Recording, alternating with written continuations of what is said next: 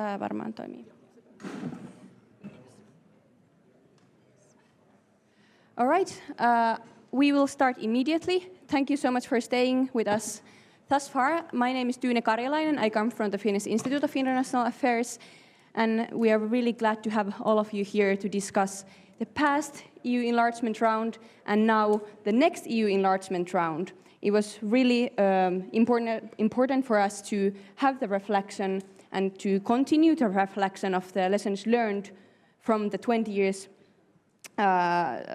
ago Big Bang EU enlargement, since we believe that in order to make the next EU enlargement successful, not only to make it happen, but to make it successful in terms of making the EU more democratic, stronger, more functional, we need to look into the previous enlargement rounds. I have myself approached this topic from the point of view of thinking the EU enlargement as a three-dimensional process where it's about geopolitics, it's about state building in the neighborhood, and it's about EU reform, developing the EU internally also. And each of these dimensions comes with opportunities and then with challenges. So we have, with the geopolitical dimension of EU enlargement, we have the opportunity of making EU with the enlargement process a bigger global actor. But at the same time, the geopolitical challenges that we now have in Europe are, of course, making the process more challenging, especially the war in Ukraine has the potential to make enlargement not happen, at least for Ukraine. With regard to the state-building dimension, with EU enlargement, it is possible for us to support democracies, support more functional state structures in our neighborhood. But at the same time, the state-building challenges in the neighborhood are really the biggest obstacle that we have had for EU enlargement during the past decade.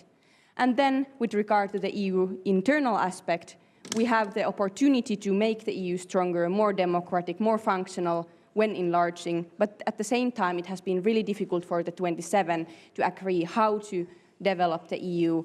And this, of course, has made enlargement impossible also during the past 10 years. Now let me turn to our panel. We have guests that have come to Finland from far. So thank you very much for joining us. We have Denis Cenusa, who is an associated expert at the Eastern Europe Studies Center in Lithuania, as well as at the think tank expert group in Moldova. Thank you so much for joining us, Denis. Thank you so much. And then we have Brendan Humphreys, who is docent at the Aleksanteri Institute and the University of Helsinki. My first question for you actually relates to this fact that the EU has not enlarged for the past 10 years. Actually, we could say that the enlargement policy of the European Union did not even pursue enlargement during the past 10 years. It was still open, but not actively pushed forward. So do you think that there is actually now a shift in this policy? Have we now actually restarted enlarging, and why do you think so? Brendan, if you could start. Well, if we're looking back, I'm a historian, so of course I'm going to be looking back. 20 years, there was of course this moment of euphoria Kati spoke about earlier, and there was of course, it was a considerable achievement to get so many countries into the Union. Regarding, I suppose I'm here to talk about the Western Balkans. We can make the exception of 11 years ago, Croatia joining. But regards the other countries that have been on the list for, I think Macedonia goes back to 2004, so 20 years it's been in some level of communication, if not formal negotiation. Then one would have to say very little has happened. I'm reminded of that old Soviet joke about the factory workers talking to the factory owner, you know, you pretend to pay us and we pretend to work. It was almost like the EU was pretending to expand into South Central Europe. At the same time, the countries there were pretending to reform to the level that would have been necessary. I think there is a much bigger energy at the moment to try and push for EU expansion and inclusion of the countries of Western Balkans. There's also the associate trio. There's a different dynamic there. I think it's a more blatantly political motive now because it's security security-driven because precisely of the war in Ukraine. So this, I think, brings a new dynamic, and just something I'd like to refer to. With one or two of the questions and comments that came from there about it, peace politics, if you like, that has been quite successful part of the EU or the EC before it was. If one recalls that, if one looked at the Mediterranean basin, there was in the 1970s 3 dictatorships there, which became democratic part of Europe. And that's worth pausing to reflect, that Portugal, Spain, and Greece were countries that were dictatorships, right-wing authoritarian, unpleasant regimes, yet they have been brought into the European family of democracies very successfully. I think if looking at the countries that we're looking at, that role of the EU as a promoter of democracy and as a almost conflict resolution body, I think should be emphasized. I think it should be energized, because all of the countries we're talking here have had some level of conflict, major or minor. Thank you for bringing that up, because that's, of course, why the European perspective was granted for Western Balkan states in the beginning. It was also after the Yugoslavian wars, right? And yeah, so there was a security element also back then, or a peace element, right? There would have been. I think it wasn't energetically pursued. The actual politics of this, we'll probably come to it later, are of course very complicated.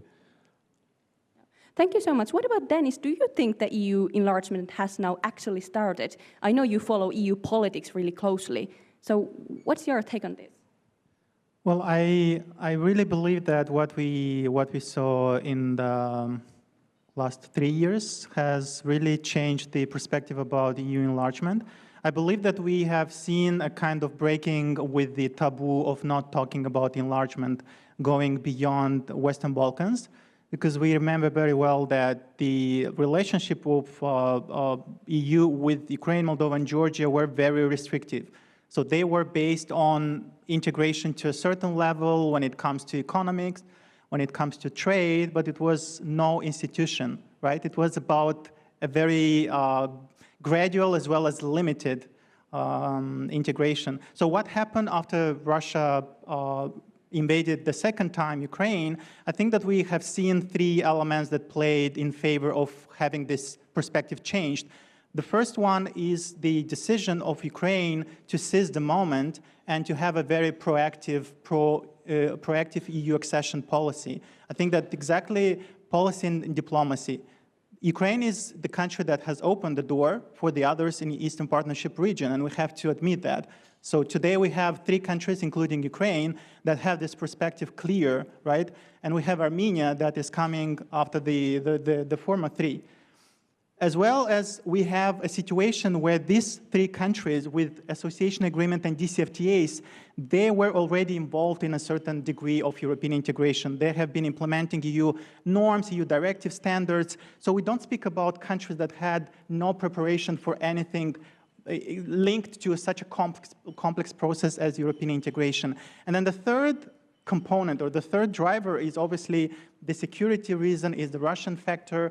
Unlike Spain, Portugal, and Greece, they didn't have a factor like Russia, as well as they didn't face the collapse of USSR, which left the countries with a very weak statehood. Now we will look at Moldova, Ukraine, and Georgia that are dealing exactly with these problems that I mentioned. They have a very, very big spoiler in the region, which is Russia, and they're dealing with building institutions. In case of Ukraine, also rebuilding them after war.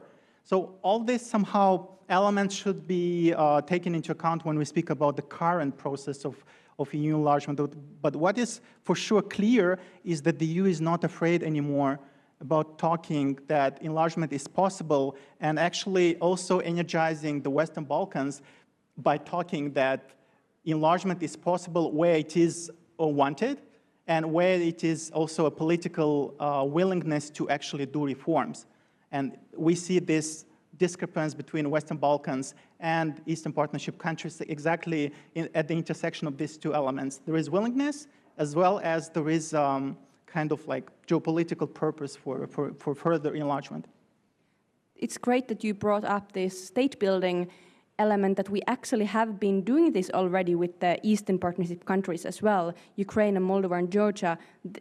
Even though it was this alternative for EU enlargement, this Eastern Partnership and Eastern Neighborhood Policy and Association Agreements, we still have been harmonizing standards. We have been bringing these countries closer to the EU, integrating them already during the past decade. So it's not the process only ahead of us, but already behind.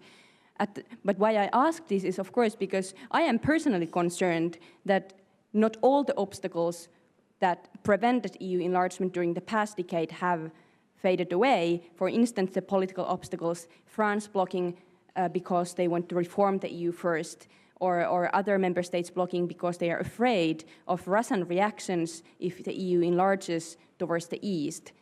Maybe this triggering Russia element is now gone because it was triggered without triggering, but other politics, I'm still concerned. But what do you think? What will be different this time compared to the previous enlargement round in terms of the process, the challenges, maybe also in terms of opportunities?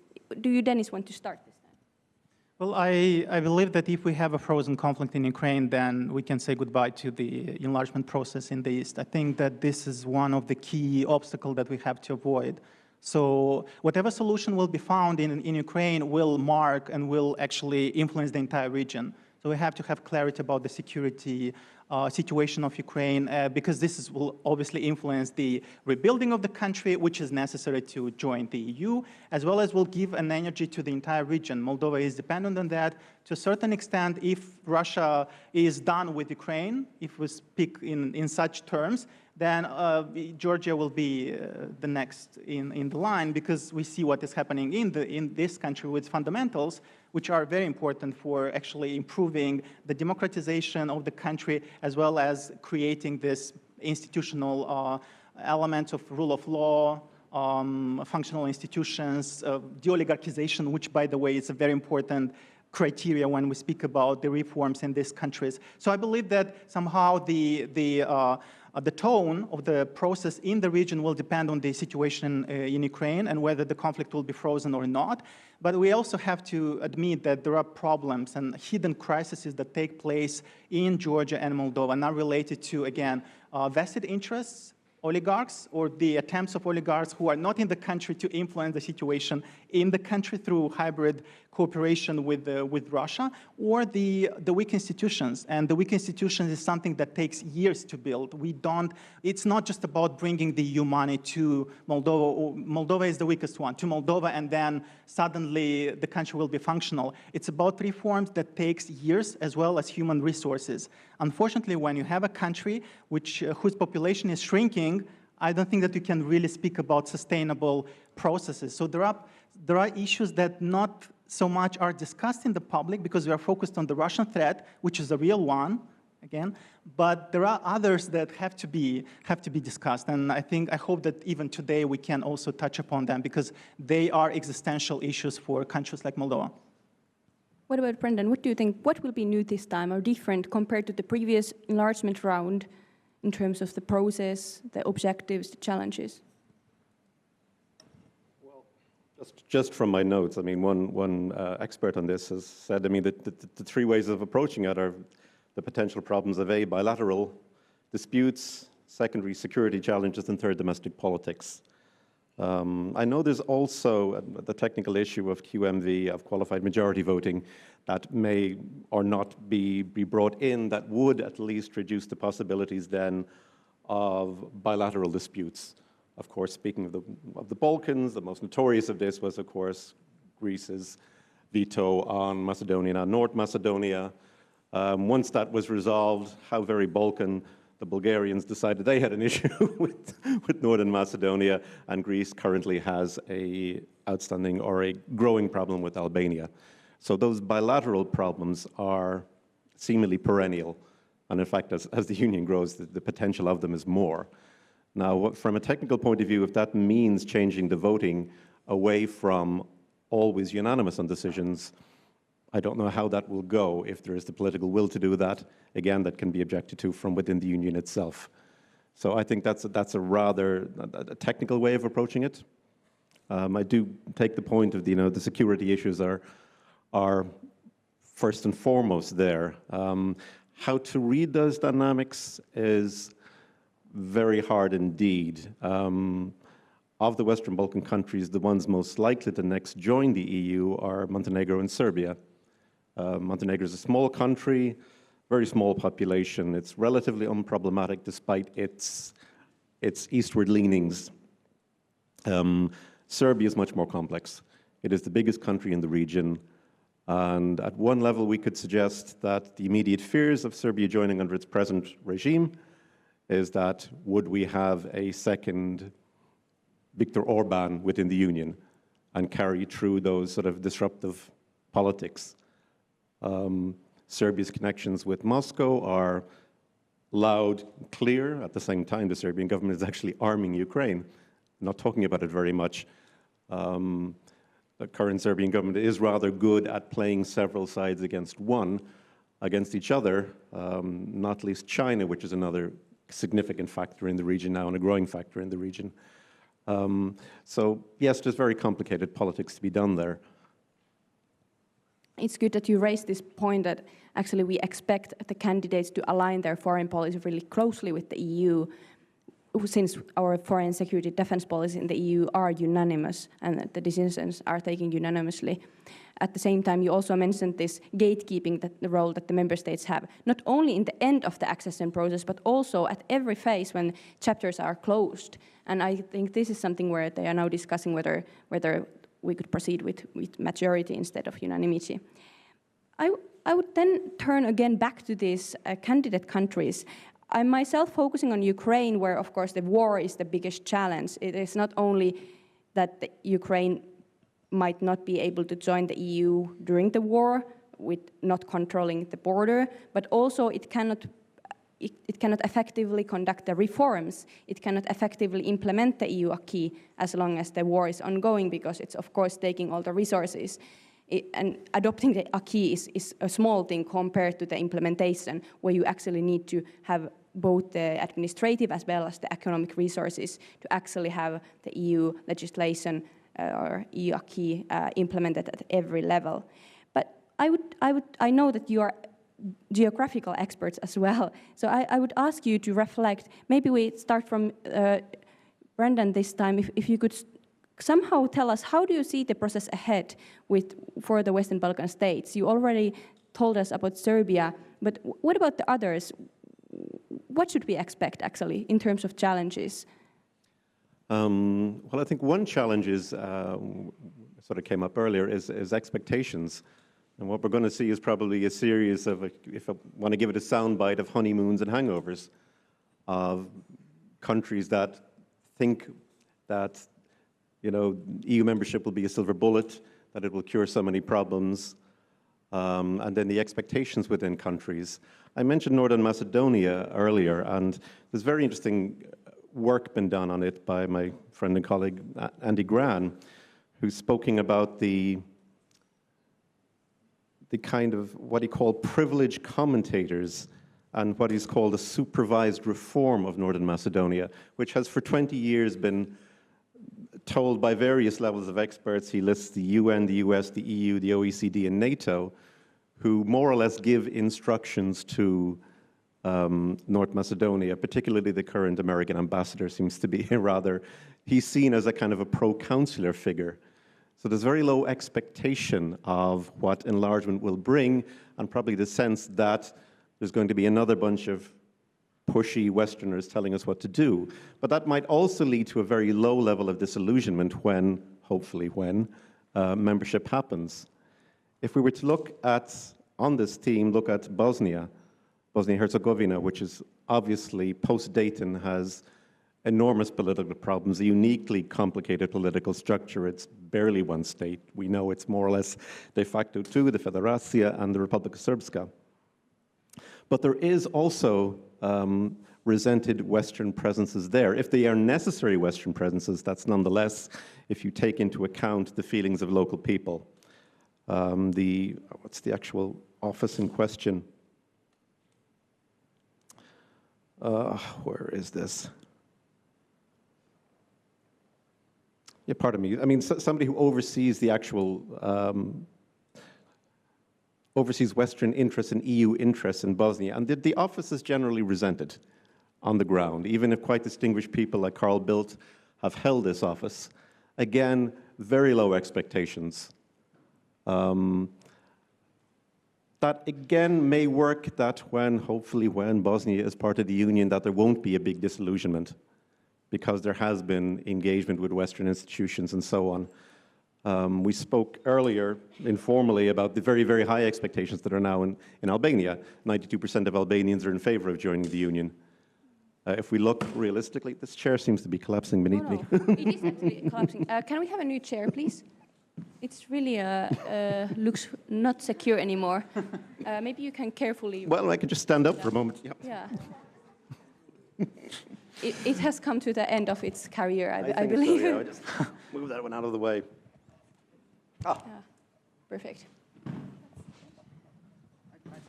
All righty. It's talking about European integration, right? Indeed, yes. It can be challenging. You never know.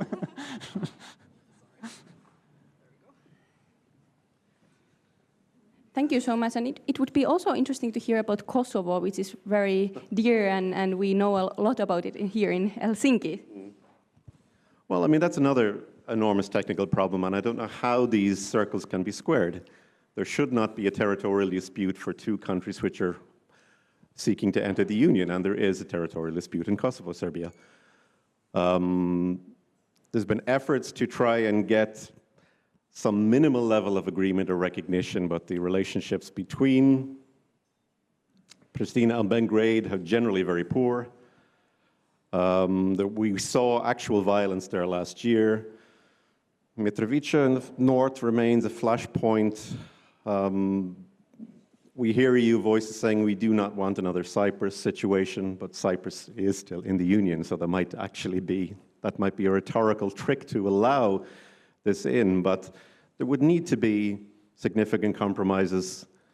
But this is a point of recognition of sovereignty. There's also the point that 5 EU members will not recognize Kosovo's independence, so that's another circle to be squared. I can only just point out what these problems are and wonder how the bureaucrats and politicians are going to be able to do that, because it's not just the local actors. There has to be a broader consensus on this. Thank you so much. Denis, could you enlighten us about the situation in Moldova, but then also Georgia, if you could say a few words about it? Just to add to what has been already said by Brandon, I think that sometimes the EU is looking for creative solutions. For instance, Kosovo, you are right that 5 countries are not recognizing Kosovo, but at the European political community meeting in Granada, Spain has created possibility for Kosovan authorities to come to the summit. So there are ways somehow to maybe to soften the position, which can be very strict and very rigid. So I think that this kind of approach can be applied to almost everything. If they do this for just a summit, then they probably can also adopt even legislation that can be helpful to facilitate the integration of Kosovo. If we move to Moldova and Georgia, I think that the structural issue that the two countries have obviously is the presence of frozen conflict. We have Moldova with Transnistrian region, and we have Georgia with Abkhazia and Tsinkhvali region, or South Ossetia. And fortunately, the EU officials have already mentioned that it is possible to integrate, to join the EU gradually, which means that the territory that is controlled by constitutional authorities, if is ready, joins without the separatist regions, and the other, in case of Georgia 2 and for Moldova is 1, will subsequently join when they are ready. So there is no obstacle in this regard, but still at the level of how we distribute the resources and how we prepare the country as a whole, we have to recognize that the presence of Russian troops, we don't speak only about frozen conflict, we have Russian hybrid actors, non-state actors that are present in the region that can be always play the role of spoilers, especially if we have elections or referendum, which is the case of Moldova, right, on European integration. We don't know how they can be used and whether they can organize a sabotage or something else, which is very convenient, very close, proximity is, in case of Moldova, we speak about, I don't know, 1 hour distance from Transnistrian region, from Tiraspol to Chisinau, which is very close, and the same goes for Georgia. So that would be a big issue for the two countries to ensure the security, again, security as well as the distribution of resources to such a level that there is uniformity so that you don't let them lag behind a lot. And in case of Moldova, what is positive is that we have DCFTA implementation, is selective implementation of DCFTA in the Transnistrian region. So in one of the articles that probably will be published very soon, I suggest that it should be somehow decided whether it's possible this two-speed accession of Moldova, for instance, where you have Moldova that is dealing with the criteria that are necessary for accession process, and Transnistrian region is going ahead and is deepening the implementation of DCFTA, which is now only selective. So this kind of approach can be also very helpful to deal with this very complex issue. But in my view, the most complicated one is related to the EU conditionality, how the EU is implementing it, because unfortunately sometimes the EU has a very strict approach on Georgia when it comes to oligarchs and not so much on Moldova, or the other way around. It's very strict when it comes to democratic processes in Georgia, which are now in decline, but is somehow silent when something not similar, but something worrying is happening in Moldova. But because of the Russian threat, it is not taken as seriously.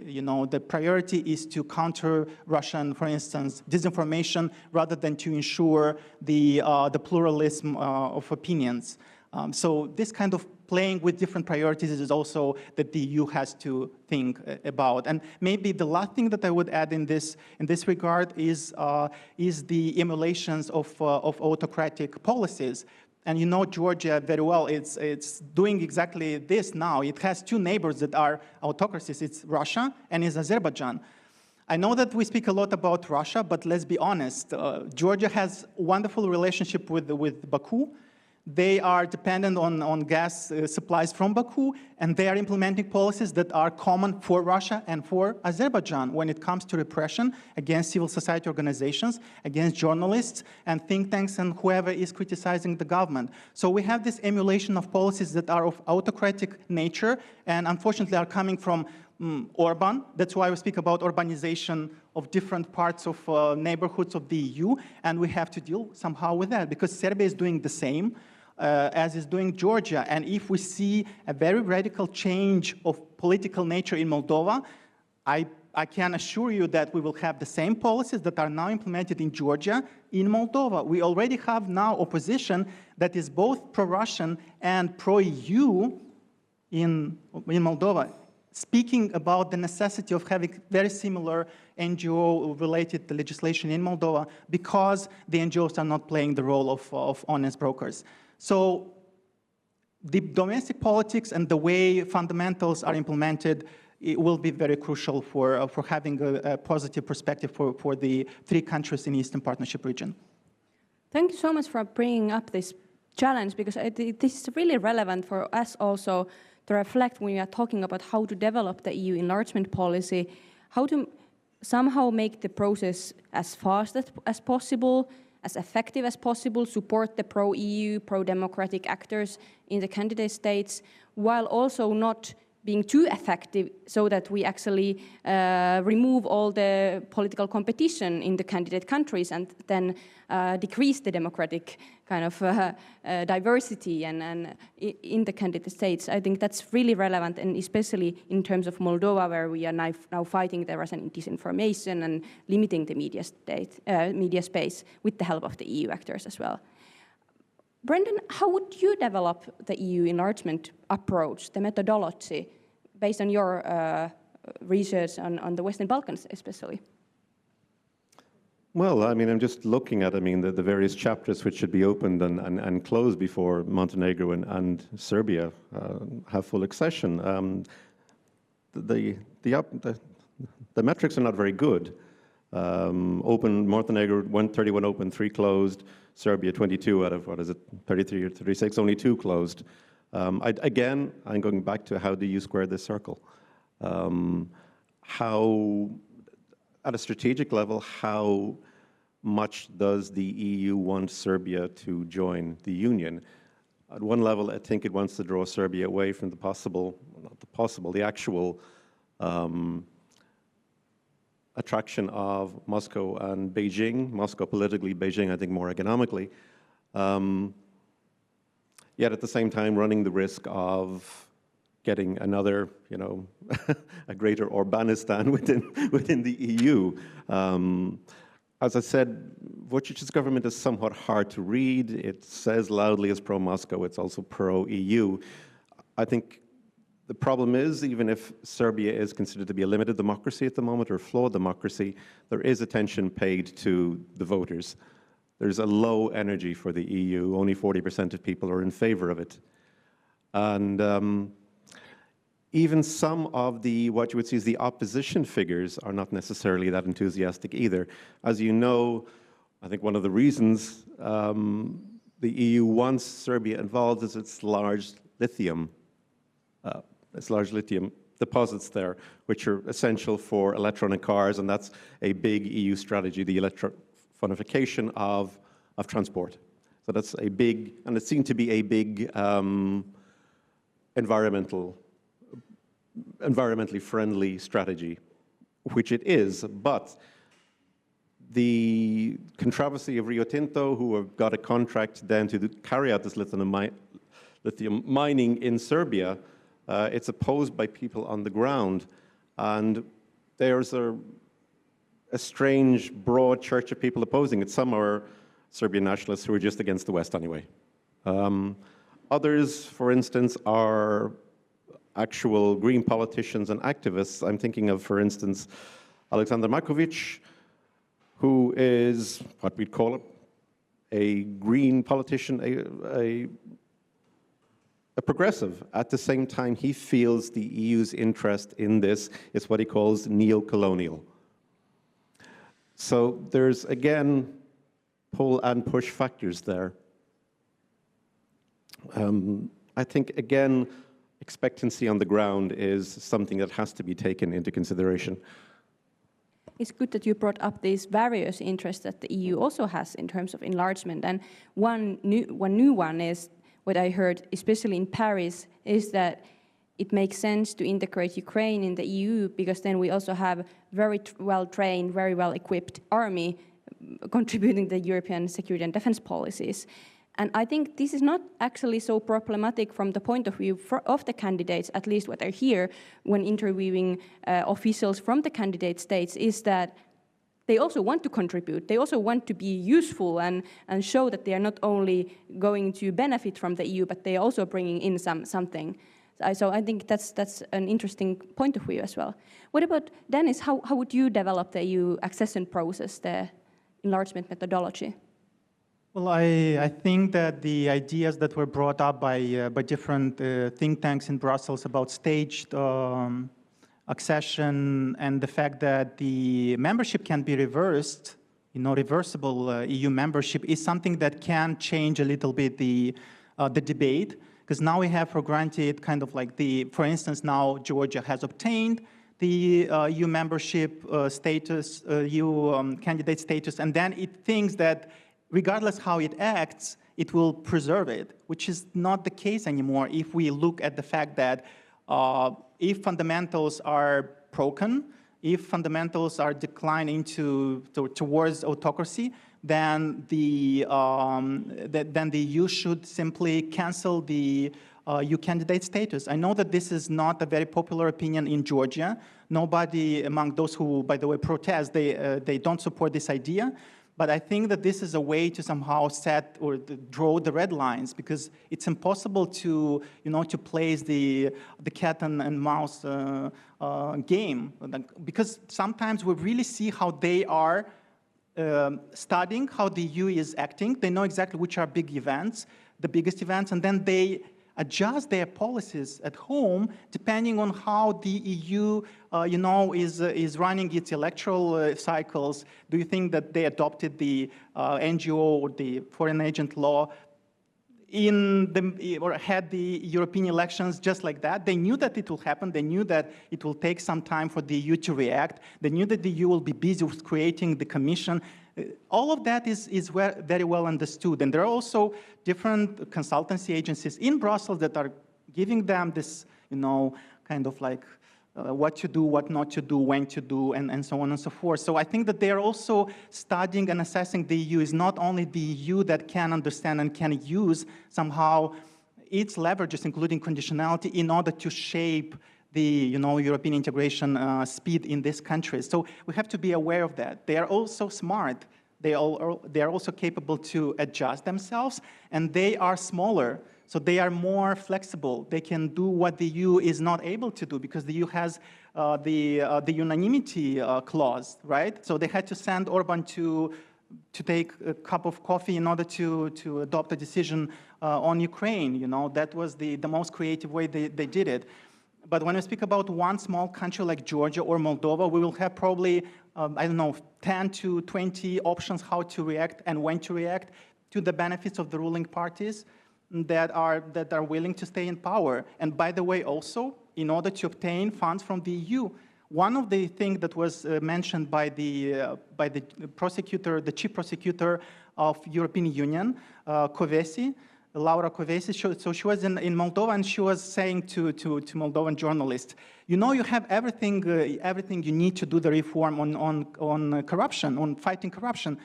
It's only about your willingness to do that. So just stop complaining and do the reform. So that's what she said directly to the Moldovan public. Also, she said that we are going to watch very closely how the EU money are used, including by the EU candidates, so the pre-accession funds. I think that this kind of tough approach, like Kövesi has, is exactly what the EU needs in terms of kind of like, shaking the grounds and somehow pouring candidate states with some cold shower, because there is a lot of romanticism. There is also a lot of geopolitical favoritism. Is something that I call this dual approach of the EU in terms of, what is happening in Moldova is good, what is happening in Georgia is bad. So let's be honest, broker, and let's have really this, let's say, just serious approach towards the enlargement process. Could I just, bring in that point? I remember researching, interviewing a diplomat who had done some work in anti-corruption. I was writing a book chapter on corruption for your book, Kathy, at the time, and she said, so just from her experience, she gave one example of, there was a strong, obviously, for candidate countries coming in, there's different requirements and so on. And one of them for Croatia was particularly, they were told, you really have to crack down on corruption. They did it very effectively, evidently. But she spoke of other particular instances. There was an initiative to stop some form of corruption. I don't exactly know what the institution was in Bulgaria. The decision was made to just fire all the people in a particular institute. Yeah.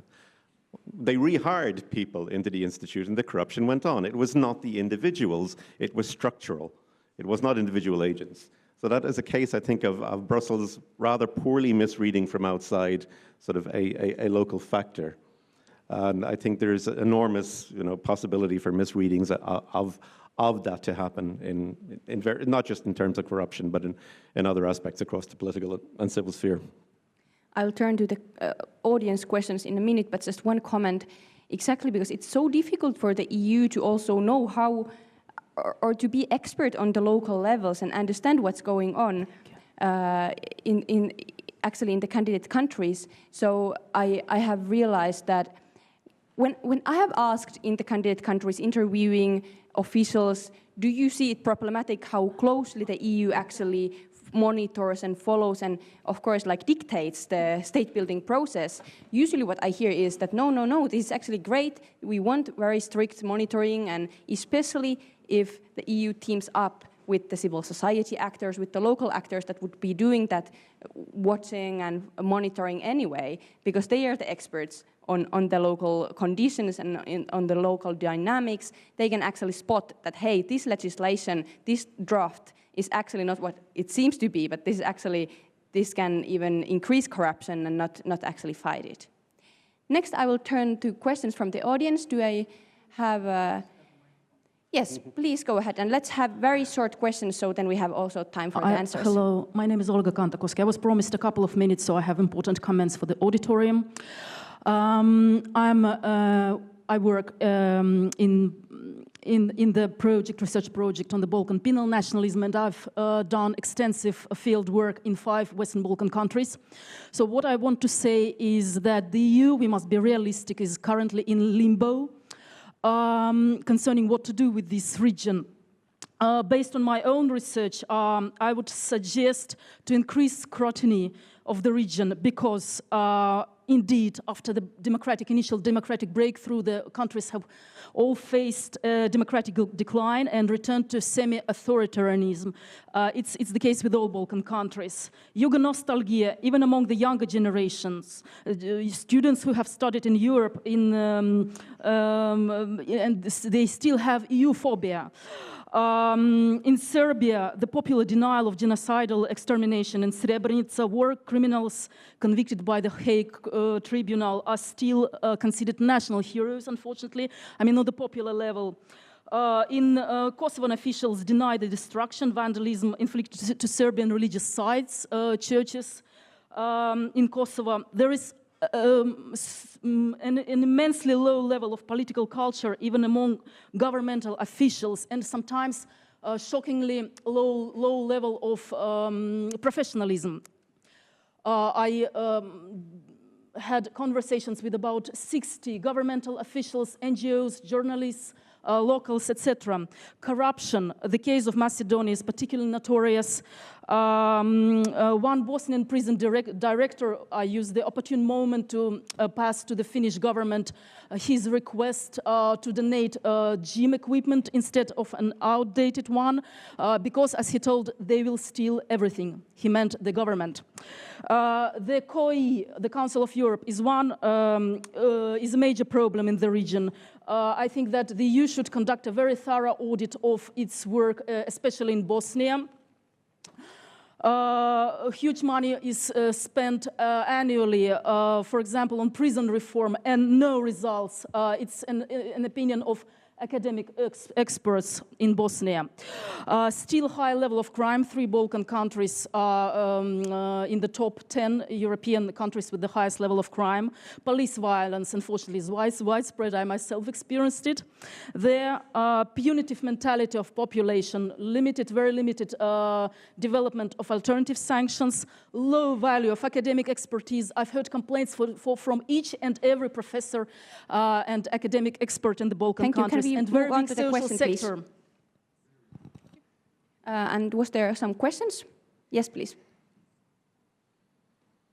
my name is Peter Paul. I worked 15 years in the European Commission and established Suomi in 1994. And we got a lot of attention, and I think we were quite decisive in the Finnish referendum.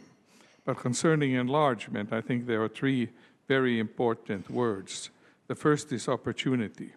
So the European Union had the opportunity to enlarge because of the fall of the Soviet Union. The second is money. So we had the money to enlarge. And the third thing is power. We had the power to do these things thanks to the United States of America and NATO. Today we're in a new paradigm where we have a depression in Europe. We have a lot of hassle with Russia, and Russia is in fact leading our foreign and security policy. So we are acting in a reactive way, not a proactive way. We are on the losing side in relation to Russia and Russian politics. And the third thing is that we are losing also in connection to the United States, that is influencing the policy of the European Union through NATO and direct contact, for example, with Finland, where we might become proxy states in future wars. So this is a very, very worrisome situation and a very destabilized situation where Europe should again try, and I'm not so sure it can do it, try to get the initiative. So I would like to have comments on this. Thank you. Maybe we can turn to the speakers now and then have another round if you have a short comments on these 2 questions. Thank you for your comments. It is actually, the scenario you paint sounds rather bleak. Put in those terms that unfortunately policy is reactive towards Russia. But if we look at the EU, I mean, one of its, I suppose, fundamental weaknesses, it was never a foreign policy body. How could it be? It has got so many members, they have individual aspirations and so on. I think that's a structural problem and it cannot be overcome. It can maybe be improved. You spoke of opportunity. Well, I don't know if it's opportunity, but it's necessity at the moment, given the aggressive nature of the Russian neighbor that we have, that yes, it is necessary, even if it is reactive politics, that now there is a growing security dynamic and a security push, which is, I think, driving the current boost of energy for enlargement. As for the European countries becoming proxies, that unfortunately is a risk. The expansion of NATO, although absolutely a security necessity, somehow for Kremlin eyes, they were never terribly energetic in distinguishing the West from NATO, from the EU, from Europa, from all of these sort of negative projections. They need do so even less now, even if they were predisposed to do so, which they were not. Unfortunately, there is, again, driven from outside circumstances, a closer alignment of NATO and the European Union, which was not really what the European Union set out to do. If one goes back to its original mission, it was cooperation, desperately needed economic cooperation. If we go back to the European coal and steel, back in the 1950s, it was very, very difficult, hard politics of countries that had been at war getting together with each other and nonetheless forming necessary economic union. It's a very, very different set of circumstances we're in now, but some aspect of that might be there. I just, on the optimistic, to put an optimistic point on this, I do think if we do see Serbia joining thereafter, Bosnia joining, I think there can be good learnings from the EU in dealing with very troubled post-conflict zones that might be good learnings for when further down the road Ukraine joins, because the Ukraine is going to be, unfortunately, a huge post-conflict zone, and it will have any amount of problems. So hopefully there would be some good positive learnings in there from that. But again, thank you for your comments. If I can quickly comment before I give the floor to Denis, of course, the EU is not enlarging with power, which is the Russian narrative of also the spheres of interests, but it's more like reacting also to the candidate, the access and applications by the candidate states, which is, of course, an important difference, how the EU actually enlarges. But I want to add one question to Denis. Do you think enlargement is the right reaction to this war? Or are we somehow like now starting to act with the same norms with Russia? Or how do you see this? Well, if we look at what is EU enlargement right now, it's not only about reforms, right? It's also about EPF, it's about the investment in the defense capacities, helping the three countries, including Armenia now, with improving their military capabilities. So it's not pure transformation of the institutions, it's much more than that. So I agree with you that the policy at the moment is reactive, but I believe that it should be turned into a strategy. You know, it's not just a policy, temporary one, which was, I agree fully, it was necessary. I mean, I don't think that it could have been otherwise done. But now we have to look at this as a kind of what we do in 5 to 10 to 15 years, because we have to, again, admit that those countries that once Moldova, Serbia, you know, Georgia maybe at some point, even Ukraine, we don't know how things will evolve in Ukraine, right? It turns towards Russia just because of very particular economic reasons. You know, they need cheap gas, for instance, or they need a market, or they need something else. So we might see a situation where the fact that the EU is at odds with Russia will actually be an impediment for the enlargement, because you'll have foreign policy that will be clashing. Exactly the reason why Macron was so much criticized for his statements on sanctions, not alignment of sanction of Serbia, right? He's saying it's a candidate state, so it doesn't have any obligation to implement sanctions on Russia. So if you have the situation, then I think that we will see enlargement policy in trouble. And in addition to that, it's also what is happening inside the EU member states. Let's not forget about the elections in Germany, right? So we might have coalitions. Maybe at this point, the cordon sanitaire is functioning, right? This Eurosceptic or pro-Russian political parties are left outside of the power dynamic. But if they actually are part of the decision-making process, we will see transformations inside of the EU because of the national governments that will ask to revise the policy towards Russia. So I think that it's really very complex, and I agree with you.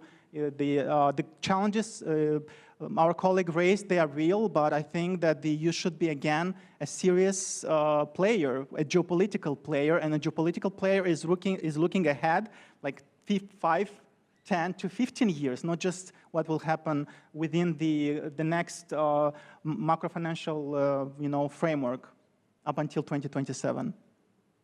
Thank you so much. I think we have the next question in the first row, and then behind.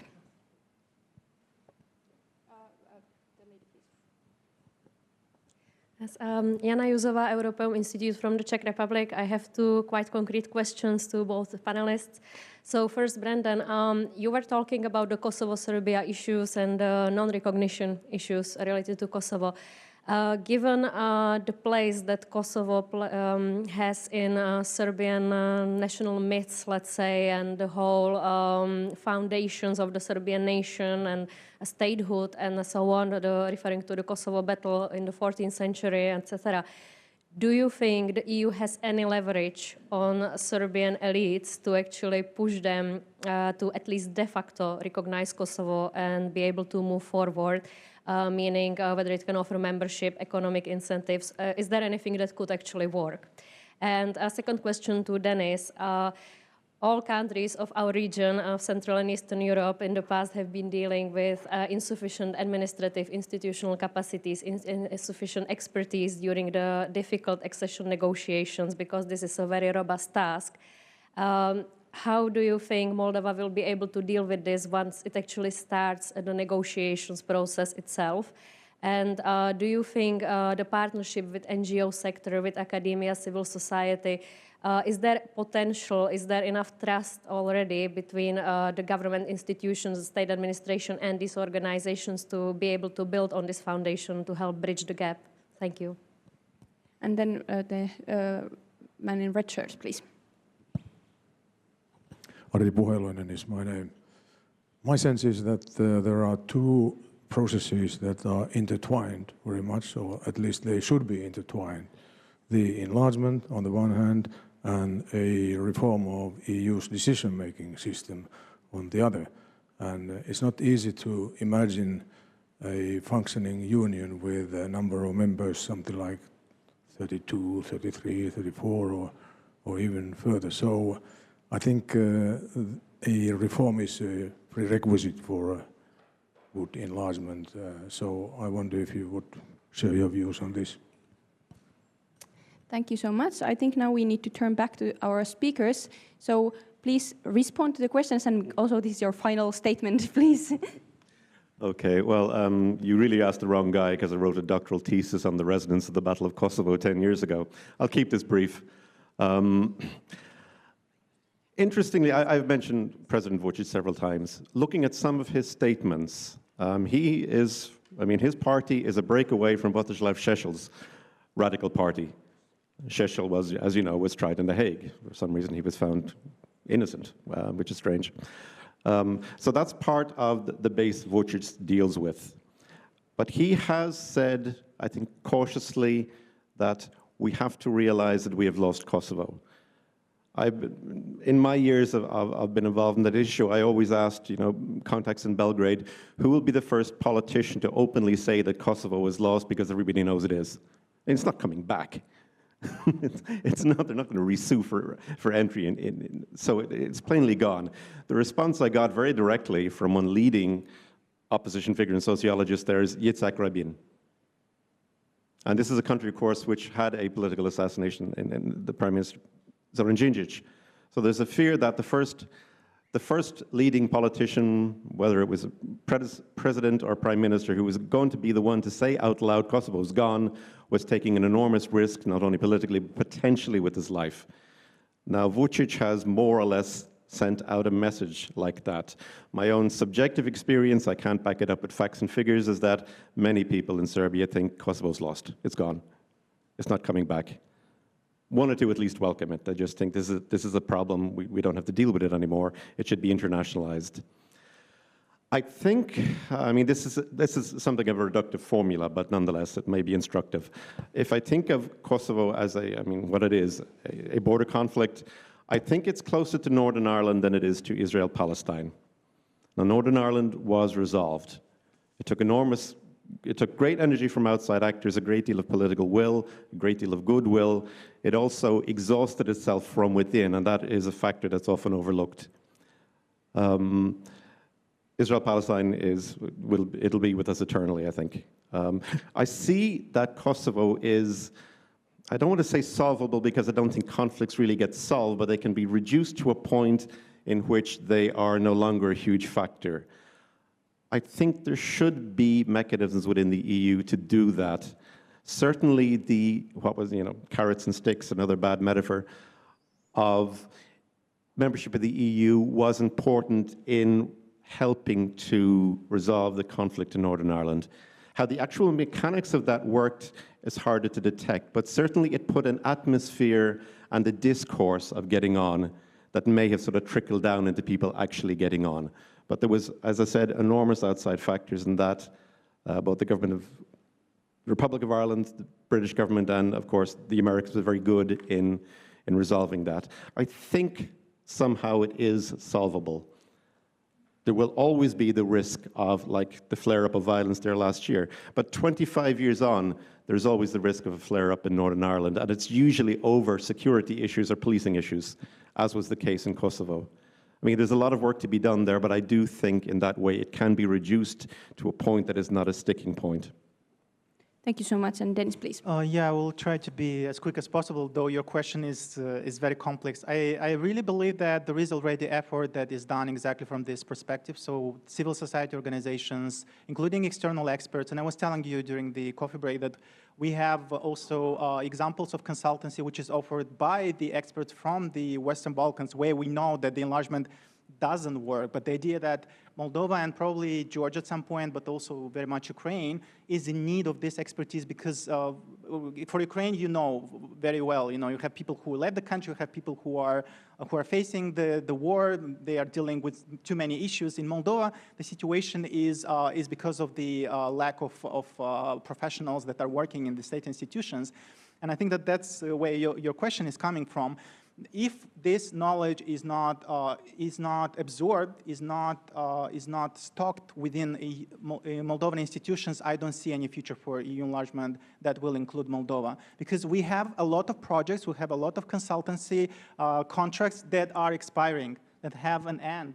You cannot integrate a country into the EU where the processes are dependent on how much money you have in the projects, or when the contract are over, So I think that this is the biggest challenge for Moldova, unless it doesn't grow really seriously the human capacity. And at the moment, the Bureau for European Integration has 22 people hired out of 43 that they need.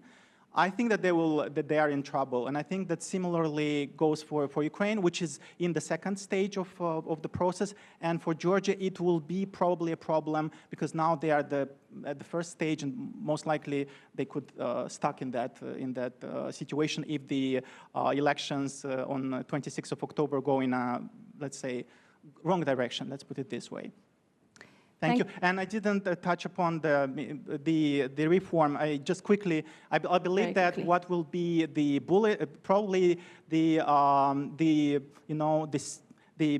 golden middle will be to really work on staged integration, which will help for the EU to find time and resources to do the reform that is very painful. And it's also about the national egoism and national sovereignty issues in all 27 countries, because they will have to give up on certain, right, on certain mandates, on certain portfolios. So it's also about national egoism, and we have to manage these perceptions at the local level, because at the end of the day, the voters are deciding how the countries are moving within and inside the EU.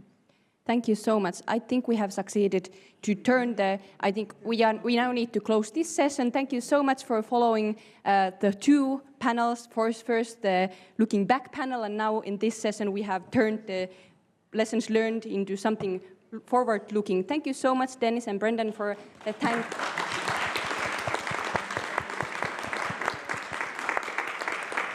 And we can, of course, continue the discussion there. Thank you.